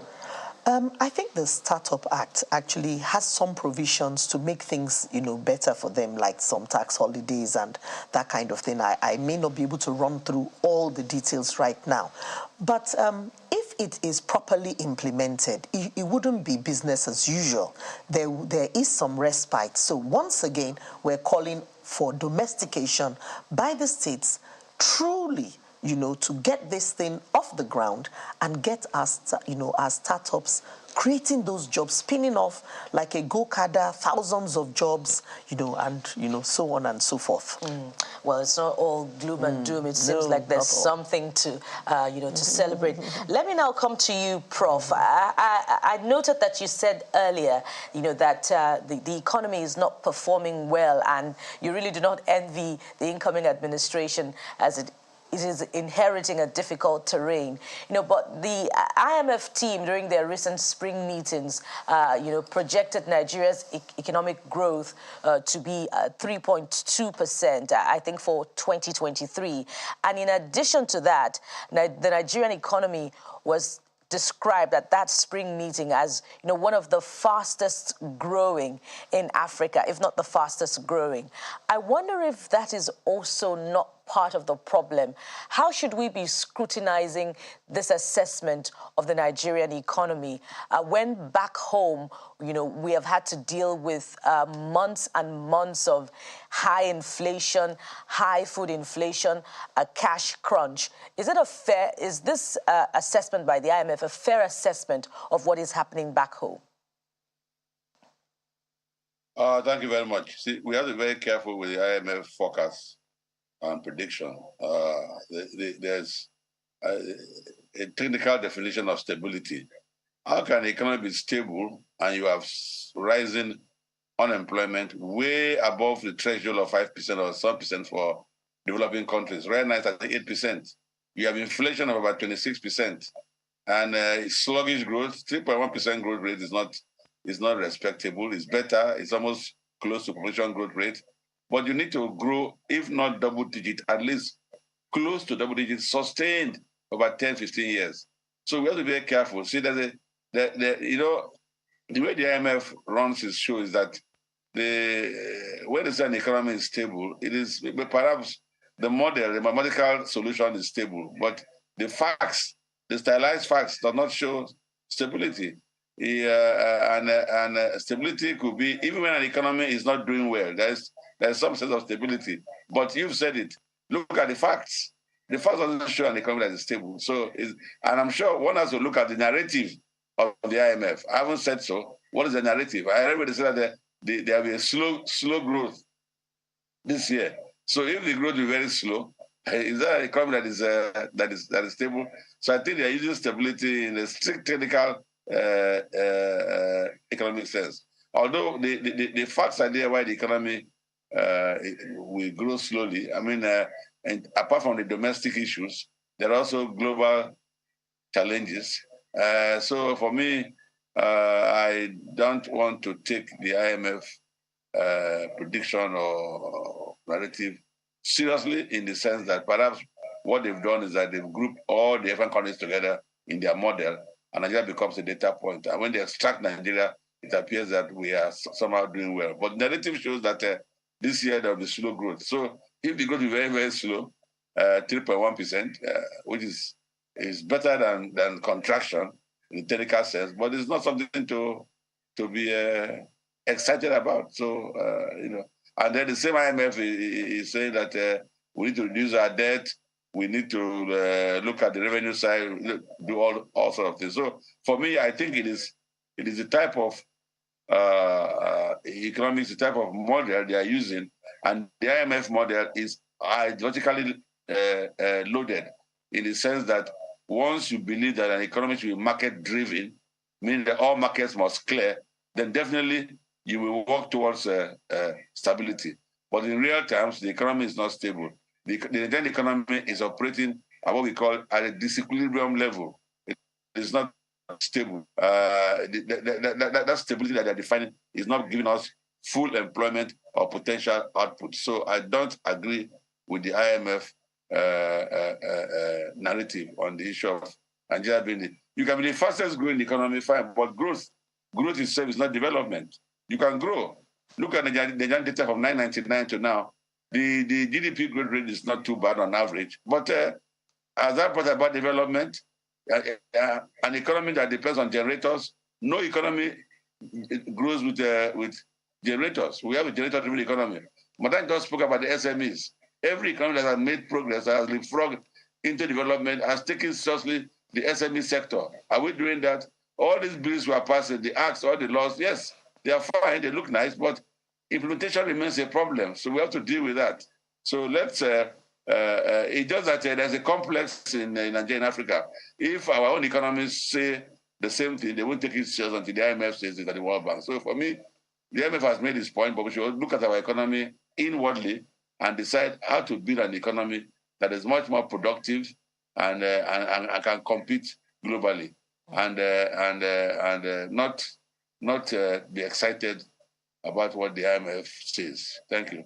Yeah, I would wonder if there's some altruism in that assessment, and perhaps what the ultimate, incentive to that assessment would be. But perhaps my colleagues would have questions in that vein for you. That will be after the break. We'll pause for a break now and return with Sunrise Daily in just a moment. Stay with us.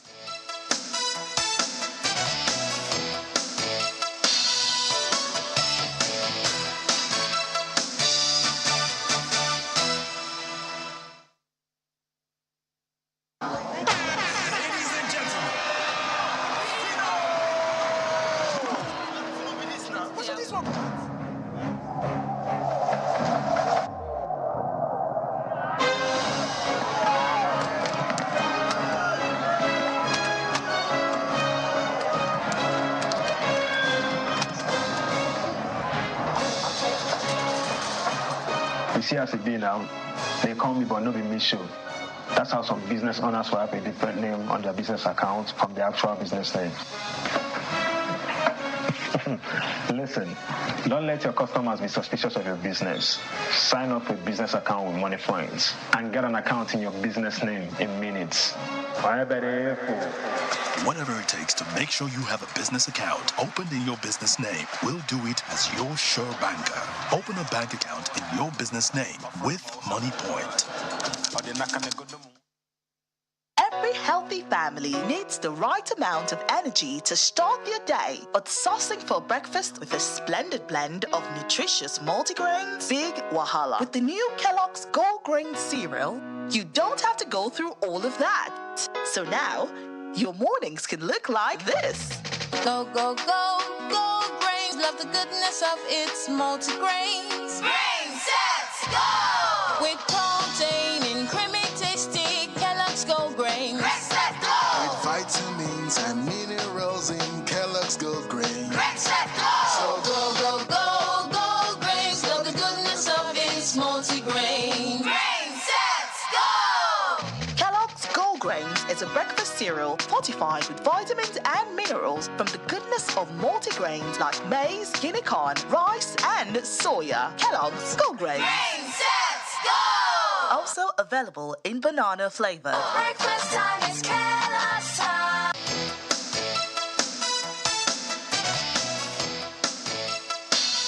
Welcome back, Sunrise Daily, and we'll continue the conversation on the setting agenda for the new government in the area of the economy. Our guest on the show, Professor Akpan Ekpo, who's a professor of economics and public policy, and Fire Williams, SME business setup and growth consultant. Thank you both for joining us this morning. Let me begin with you, Professor Ekpo. You said some things earlier when you started your submissions. You talked about poverty, underemployment, unemployment, but you sort of landed on the electricity situation in the country. Now that the Constitution has been amended and states have the power to generate and distribute electricity to their residents, How do you think this would affect the economic situation in the country with the new government? Very much. I'm glad that the amended constitution has allowed states to now generate, distribute, or transmit, or whatever, because it's very, very crucial. The governance structure is too centralized. For example, I know of my state, for example, where years ago they had a power plant, but that power plant can only generate the national grid, and the national grid now gives some power back to the state. So this with this new amendment, states are now free to go all the way in terms of the power issue. And I hope states will take this advantage, because you see, all research has shown that if you increase power supply by just 1%, this so-called GDP will increase by 3%. So why is it not? I mean, 63 years after independence, we are still having the power with power. It's crucial. Crucial for all sectors, SMEs, education sector, health, you name it. So I'm glad that amendment has been done. It's taken so long, but finally, let's hope that states will take the advantage. That will make, we change the direction of the economy. If we can have 18 hours of power supply, not even 24, okay? The countries we admire, we seem to admire, power supply is 24 hours. So companies run 2-3 shifts, MSCs run their shift and employ people. So for me, that's a major issue. So I'm glad that they've amended the law to allow subnational governments to go the full course in terms of the power issue. Prof. And I hope that they will grab that. And even, in fact, states don't have to do it alone. They can come together, neighboring states, and ensure that power supply is everywhere. And believe you me, it will solve, for the most part, the unemployment issue. Professor, you know, when you said earlier that we have a generator economy, with this now, if the states get into generating power and distributing to its residents, those who have the generator business, their own economy will be tanked, sort of. Then you still have the issue of all the things that need to be put in place to ensure that the states even begin to generate this power to distribute.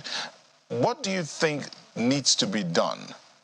Yes, the power has been given to them so that everyone will sort of like be carried along, those who are importing and selling generators, and then the states themselves that need to begin to generate and distribute this power.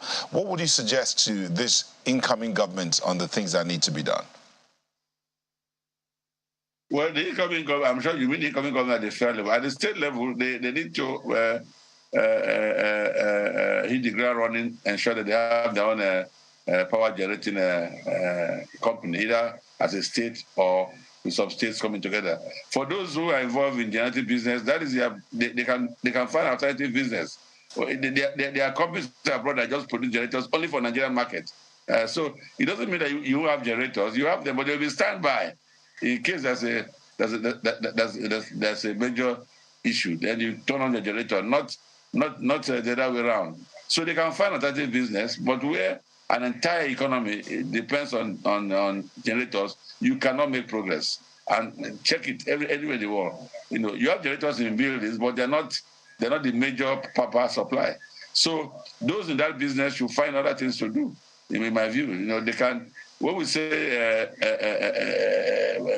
we need a power supply from from non-generators, there are also people they have trained, technicians in different fields, engineers, who can now be part and parcel of this new development. So, as I said, it's very, very intense, it's very expensive, it's costly, very costly, and that is why in most countries you have some national governments coming together to get into the power business. And that's why we call it a kind of a regulated monopoly. But it's crucial. So I will not worry about those who are importing generators or those who are in the energy business. They should find other things to do, and I'm sure there are other things they can do. They can even be part of this new development, since some of them have trained Nigerians in different skills in the power sector. You know. Well, I certainly know that as somebody who consults for SMEs, Madam Fire Williams, you certainly will be very interested in perhaps also speaking to how power is a challenge for SMEs. How big a problem do you think that is for SMEs, and that if states, given what the Constitution amendment is now allowed, if states are allowed to, fully invest in it, what will it really make a difference, or how significant a difference will it be for SMEs? Thank you very much, Mokwe. I would say it's the #1 problem for SMEs because, #1, we spend a whole lot. It's about the problem that gives, that we spend the most on, and then it affects us seriously. So usually it makes the SME underperform. They're not able to meet their deadlines. They can meet customer orders. So having stable power supply, like Prof has mentioned, even for 18 hours a day would be a complete game changer for SMEs. So the small barber, the hairdresser, the dressmaker, they'll all, they'll have increase in productivity, and then the medium enterprises can go on with their production. The service providers like us can go on with our vocational training, and so on and so forth. Now, I looked at the statistics of how much power is being generated, but with solar, wind, and other sources, and it was just like 2.6 megawatts. So it's really so low. Here we are, sunny skies and all in Nigeria. We have so much energy, from wind, from sun and all that, but very little power.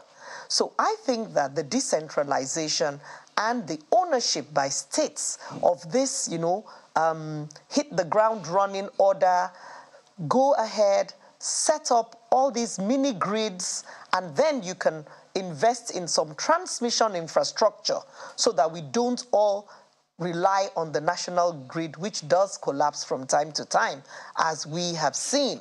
So power really needs to be decentralized, and it would give the fillip, to these SMEs to go ahead, produce more, become better, and become global brands.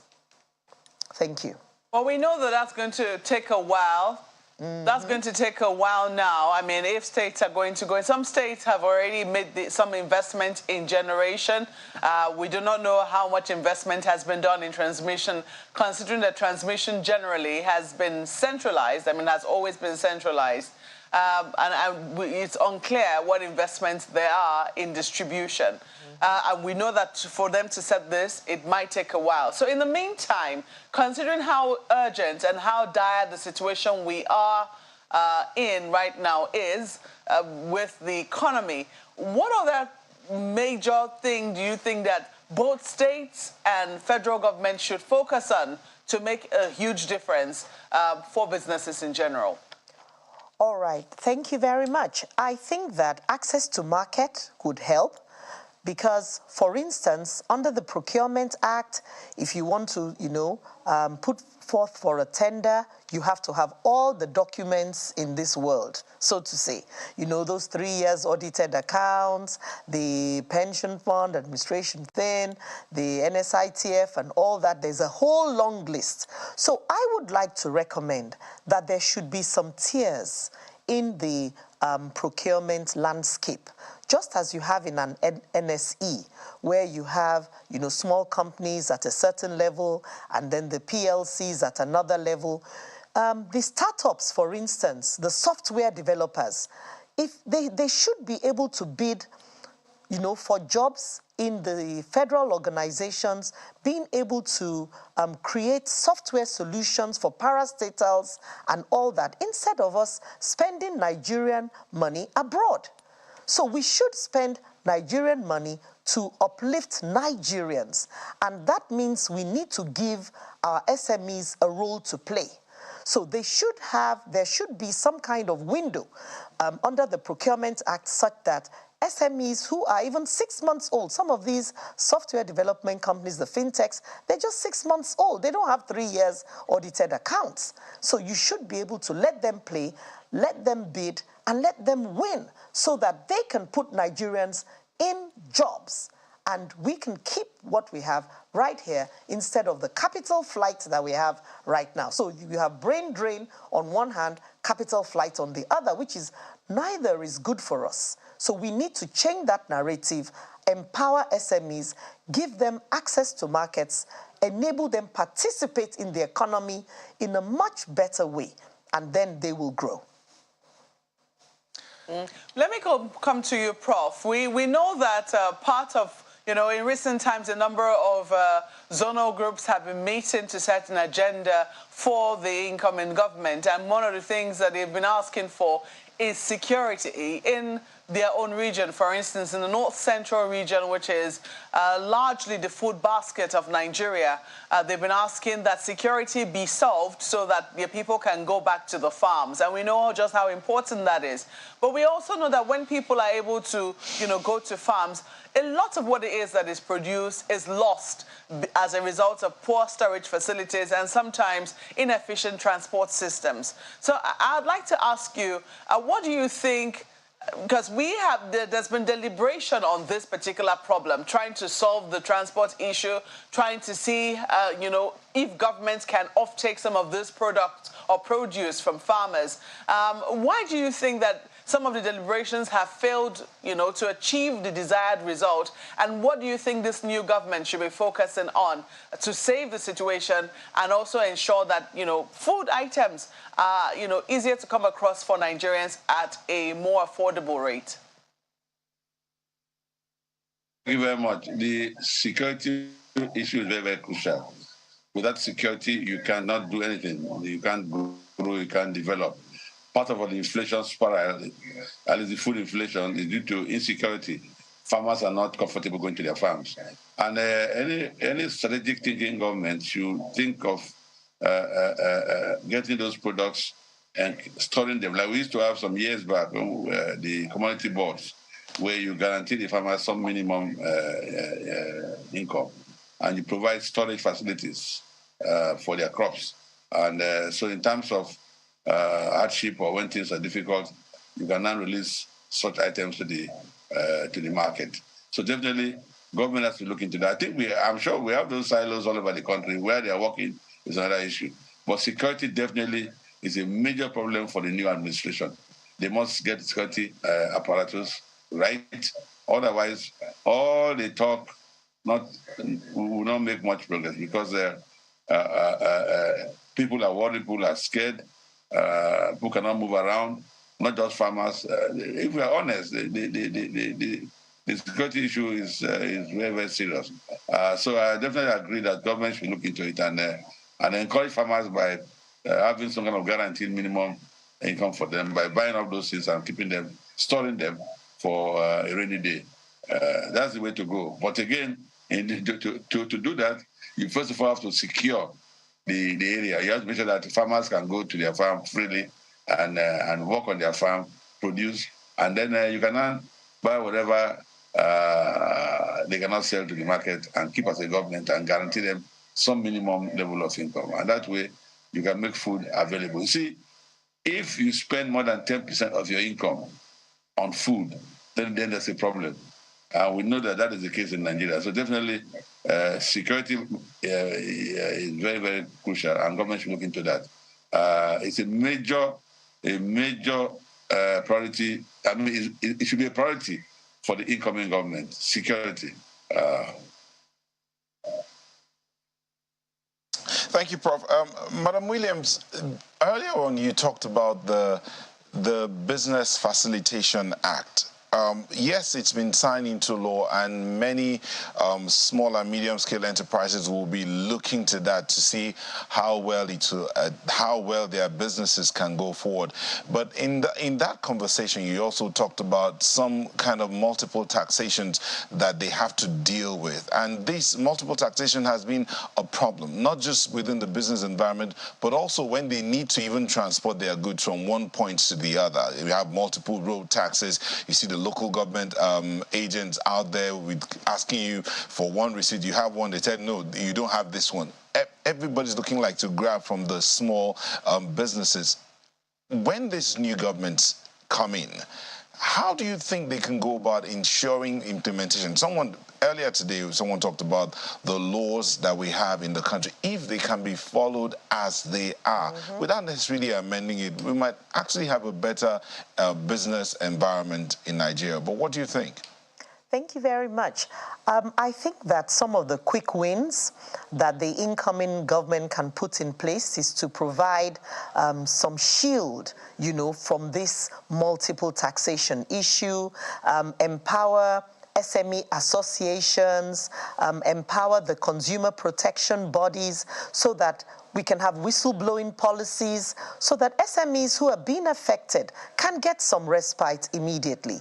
And the federal government should also roll out some tax incentives. For instance, I heard NAFDAC, publishing something recently that they were going to stop recurrent, renewal fees for SMEs who had products, where the license needed to be renewed. So that is awesome. So we need a lot more initiatives like that from NAFDAC and from other agencies. FIRS, I would say, is really doing well now because I almost fell off my chair, last year when I was able to download my tax clearance for 2 companies from the comfort of my office. This is moving away from where we had a long thing, of writing letters and following up over months to get a tax clearance certificate to a situation where we access the Tax Pro Max, we can see our withholding tax deductions, we can pay VAT, and we can also download the tax clearance certificate. So we need more of that. Some agencies to come up with those online solutions, the business facilitation and, things that can make work faster for us as SMEs. We need that. We have just less than a minute to wind down. Okay. And, we have a strength in our nation, Nigeria, besides our population, our youth and the women. We're very entrepreneurial. I mean, I've seen women handle businesses from the scratch and they've built it all the way up in spite of the challenges. So how can we empower these our strengths to even yield better for us? So we need deliberate policies, we need quotas, we need more awareness, we need to get more women into agencies now because, we've finished with the elections and even from the last Senate, you saw only 6.4% in the Senate, 3.1% in House of Assembly. So we need to get women into positions in government. And where do you find these women? Go to the professional associations. You want someone for drug control, you go to Pharmaceutical Society. You want somebody in engineering, go to NSE.